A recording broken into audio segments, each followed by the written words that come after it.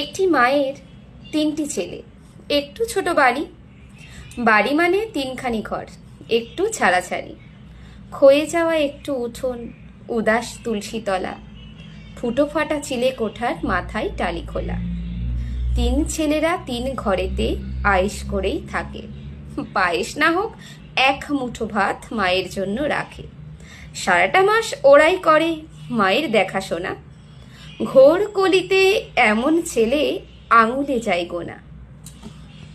30 দিনের মাসকে ওরা নিখুঁত হিসেব করে। 10টি করে দিন কাটে মার এক এক ছেলের ঘরে। এমনি করেই হিসেব মতো জুটছে মায়ের ভাত। দিন কাটে তার রান্নাঘরে, চিলে কোঠায় রাত। ক্যালেন্ডারের পাতায় যে মাস 31-এ আসে, একখানি দিন মায়ের কাটে নীরব উপবাসে। একখানি দিন অন্নবিহীন জীর্ণ চিরে কোঠায়। ভাগের মায়ের রাত কাটে না চোখের জলের ফোঁটায়।